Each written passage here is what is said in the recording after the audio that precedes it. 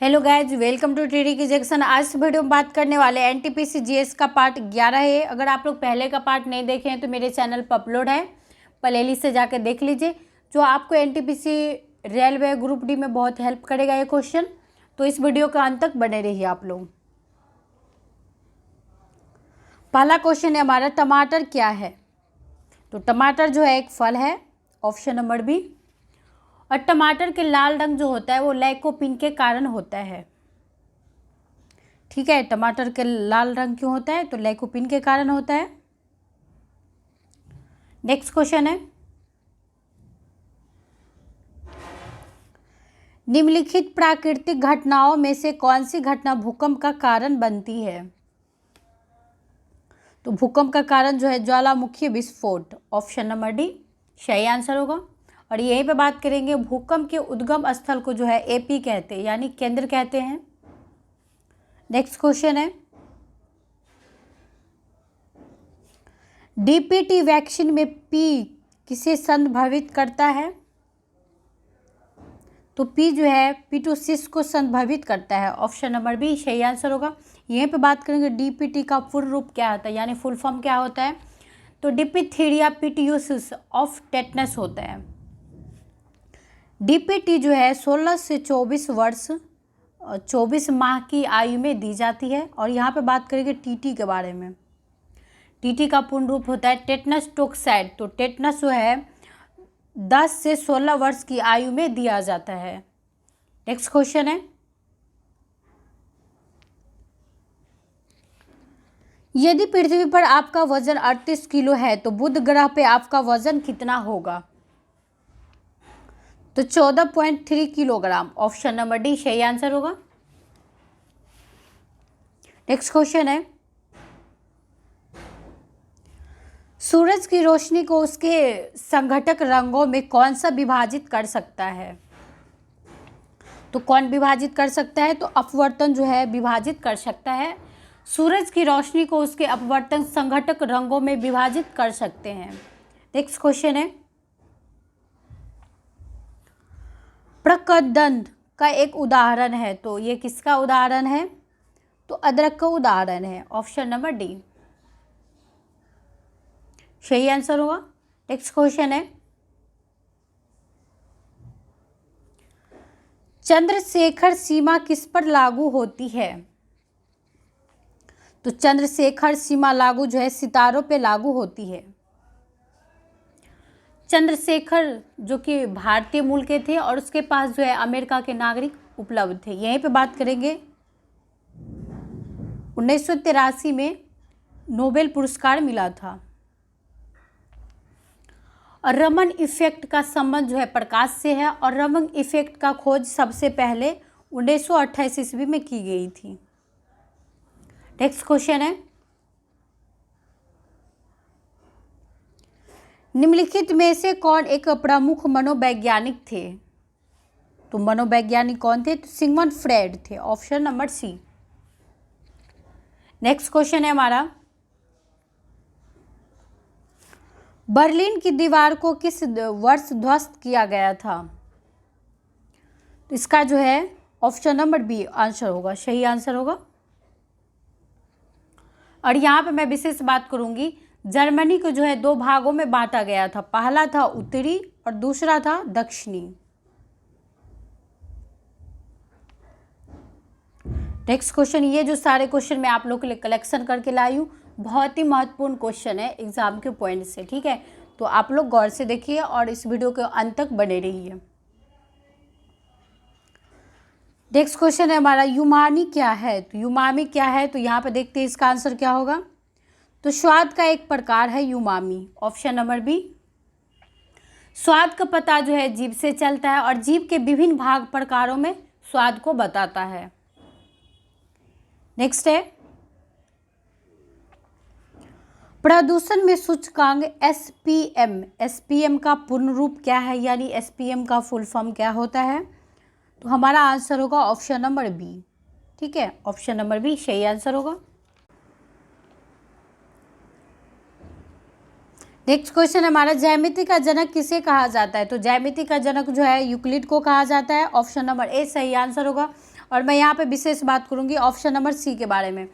तो रामानुजन को भारत का महान गणितज्ञ था। और बात कर लेते हैं, तो हिप्पोक्रेटस को चिकित्सा विज्ञान का जनक माना जाता है। और विड्रो विल्सन को जो है लोक प्रशासन का जनक कहा जाता है। नेक्स्ट क्वेश्चन है, वर्तमान में दुनिया की सबसे ऊंची इमारत कौन सी है? तो सबसे ऊंची इमारत जो है बुर्ज खलीफा है। ऑप्शन नंबर ए सही आंसर होगा। और बुर्ज खलीफा जो है सऊदी अरब में स्थित है। और मैं यहाँ पे बात करेंगे कुछ और बड़े इमारतें के बारे में।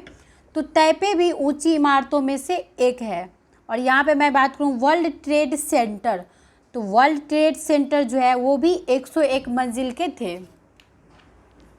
नेक्स्ट क्वेश्चन है, निम्नलिखित भाषाओं में से कौन सी भाषा चित्राक्षरों का एक उपयोग करती है? तो ये उपयोग करती है जापानी। ऑप्शन नंबर ए सही आंसर होगा। और भारत में प्राचीनतम चित्रकारी भीमबेटका और आदमगढ़ से अवस्थित थे। यहाँ से जो शैल एक चित्रकारी मिला था। और जापान में फूलों को सजाने और चित्रों की कला काफ़ी प्रसिद्ध रही है। नेक्स्ट क्वेश्चन है, निम्नलिखित में से प्राचीन संस्कृत शब्दकोश कौन सा है? तो सबसे प्राचीन शब्दकोश कौन सा है? तो अमरघोष है। ठीक है, अमरघोष। यहाँ पे मैं बात करूँगी अमरघोष। अमरघोष प्राचीन संस्कृत का शब्दकोश है और अमर सिंह द्वारा लिखा गया है। ये जो है अमरकोश, ये अमर सिंह के द्वारा लिखा गया है। नेक्स्ट क्वेश्चन है,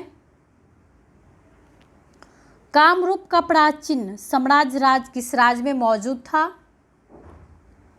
तो असम में मौजूद था। ऑप्शन नंबर सी सही आंसर होगा। कामरूप से जो है कामाख्या नाम जुड़ा हुआ है। और कामाख्या प्रसिद्ध शक्तिपीठ और तंत्र विद्या का केंद्र है। प्रयाग ज्योतिषपुर असम की प्राचीन काल में जो है राजधानी रही है। और अहोम जनजाति का राज्य भी असम क्षेत्र में रहा है। नेक्स्ट क्वेश्चन है, शब्द रडार किससे व्युत्पन्न है, यानी किससे जुड़ा हुआ है? तो इसका आंसर होगा option number D. Option number D सही आंसर होगा। रडार संकेतों को ग्रहण करती है और सूचना देती है। और मैं यहाँ पे बात करूँगी विशेष बात, तो रडार के द्वारा जो है वायुयान, रॉकेट आदि की जानकारी मिलती है। और सबसे पहले जो है फल्कान रडार जो है इजरायल से खरीदे गए थे। नेक्स्ट क्वेश्चन है, बेकिंग सोडा क्या है? तो बेकिंग सोडा जो है सोडियम बाइकार्बोनेट है। ऑप्शन नंबर सी सही आंसर होगा। और सोडियम बाइकार्बोनेट का सूत्र क्या होता है? तो NaHCO3 होता है। ठीक है, इसका उपयोग अग्निशामक यंत्र, बेकरी उद्योग में प्रतिकारक के रूप में किया जाता है। और मैं यहाँ पे बात करूँगी option number D sodium carbonate के बारे में। तो सोडियम कार्बोनेट धोवन सोडा का एक रासायनिक सूत्र क्या होता है? तो यहाँ पे इसका भी सूत्र देख लेते हैं, Na2CO3 होता है। ठीक है, और सोडियम कार्बोनेट का उपयोग कहाँ किया जाता है? तो ग्लास निर्माण, कागज उद्योग, धुलाई के लिए घरों में जो धोवन सोडा के रूप में किया जाता है उसका। नेक्स्ट क्वेश्चन है, स्वेज नहर भूमध्य सागर को किस सागर से जोड़ती है? तो लाल सागर से जोड़ती है। ऑप्शन नंबर बी सही आंसर होगा। और मैं यहाँ पे बात करूँगी स्वेज नहर का निर्माण कब हुआ था? तो उसका जो 1969 ईस्वी में निर्माण हुआ था। और निर्माण कराया किसने था? तो फ्रांसीसी के अभिनेता, मतलब अभियंता यानी इंजीनियर फिदिनीद द लेपोंस ने करवाया था इसका निर्माण। और स्वेज नहर का जो औसत गहराई है ये 16.5 मीटर है। और अधिकतम ऊंचाई है 365 मीटर और तथा न्यूनतम ऊंचाई इसका है 60 मीटर। नेक्स्ट क्वेश्चन है, उच्चतम न्यायालय के न्यायाधीशों की सेवानिवृत्ति की उम्र क्या है? यानी सेवानिवृत्ति का अर्थ होता है रिटायर की उम्र क्या है? तो इसका आंसर होगा 65 साल। ऑप्शन नंबर सी सही आंसर होगा। मैं यहाँ पे बात करूँगी उच्चतम न्यायालय यानी सुप्रीम कोर्ट। तो ये सुप्रीम कोर्ट जो है आर्टिकल नंबर 124 में है। और मैं यहाँ पे बात करूँगी हाई कोर्ट, तो हाई कोर्ट जो है आर्टिकल नंबर 214 में है। और मैं यहाँ पे ये बात करूँगी सीएजी का सेवानिवृत्त यानी रिटायर्ड का जो है 65 वर्षीय है उसका भी, और सीएजी आर्टिकल 148 में है। और मैं यहाँ पे विशेष बात करूँगी तो प्रधानमंत्री, राष्ट्रपति, राज्यपाल, मुख्यमंत्री और मंत्री और संसद के सदस्य की जो है अधिकतम उम्र सीमा निर्धारित नहीं है। नेक्स्ट क्वेश्चन है, भारत के राष्ट्रपति के पद के शपथ किसके द्वारा दिलाई जाती है? तो भारत के मुख्य न्यायाधीश से। ठीक है, ऑप्शन नंबर डी सही आंसर होगा। नेक्स्ट क्वेश्चन है, सबसे पहले पहिए किससे बने थे? तो लकड़ी से बने थे। ऑप्शन नंबर सी सही आंसर होगा। सबसे पहले पहिया या चक्का का आविष्कार जो है नवपाषाण काल में हुआ था, और नवपाषाण काल में मृत भांड का एक चक्का बनाया जाता था। इसमें स्कोप यानी स्कोप का अर्थ होता है खोखला, खोखला नहीं होता था। नेक्स्ट है, निम्नलिखित में से किससे ग्रीन हाउस प्रभाव बढ़ता है? तो ग्रीन हाउस प्रभाव जो है कार्बन डाइऑक्साइड से बढ़ता है। ऑप्शन नंबर बी सही आंसर होगा। नेक्स्ट है, निम्नलिखित में से कौन सी प्रक्रिया कार्बन डाइऑक्साइड को वातावरण को हटाती है? तो वातावरण को हटाती है प्रकाश संश्लेषण। ऑप्शन नंबर ए सही आंसर होगा। नेक्स्ट क्वेश्चन है हमारा, भीमबेटका की गुफाओं कितने साल पुरानी मानी जाती है? तो इसका जो है 30 साल पुरानी मानी जाती है। भीमबेटका की गुफाओं 30 साल पुरानी मानी जाती है, और भीमबेटका मध्य प्रदेश के रायसेन जिले में है। ठीक है, और भीमबेटका और होशंगाबाद के जो है आदमगढ़ के से शॉल चित्रकारी मिली थी। और भीमबेटका और आदमगढ़ पूरा पाषाणकालीन मतलब स्थल है। नेक्स्ट क्वेश्चन है, मालविका गिमिस्त्रन किसने लिखा था? तो कालिदास ने लिखा था। ऑप्शन नंबर डी सही आंसर होगा। कालिदास ऋतु संहार, मेघदूत, रघुवंश आदि पुस्तक लिखे हैं। और कालिदास जो है भारत में संस्कृत के सबसे बड़े विद्वान थे। नेक्स्ट क्वेश्चन है हमारा, कौन सी नदी कर्नाटक और तमिलनाडु में बहती है? तो कावेरी बहती है। ऑप्शन नंबर सी सही आंसर होगा। कावेरी नदी जो है कर्नाटक और तमिलनाडु में बहती है। नेक्स्ट क्वेश्चन है, किस व्यक्ति ने ओलंपिक खेलों में सर्वाधिक स्वर्ण पदक जीते हैं? तो इसका आंसर होगा Michael Phelps. Option number B सही आंसर होगा। नेक्स्ट क्वेश्चन है, जिका वायरस किसके द्वारा मनुष्य में संचारित होता है? तो मच्छर के द्वारा होता है। ऑप्शन नंबर बी सही आंसर होगा। जिका वायरस यानी क्यूलेक्स मच्छरों के काटने से होता है, और जिका वायरस जो है गर्भाशय में बच्चा को संक्रमित कर सकता है और सबसे अधिक मस्तिष्क को प्रभावित करता है। नेक्स्ट क्वेश्चन है, ग्राफीन क्या है? तो ग्राफीन एक कार्बन का अपरूप है। ऑप्शन नंबर ए सही आंसर होगा। और इसका अपेक्षित घनत्व कितना होता है? तो 2.2 होता है। हीरा में कार्बन जो है sp3, ये रहा sp3 तथा कार्बन में sp2 का प्रकाश संचरित करता है।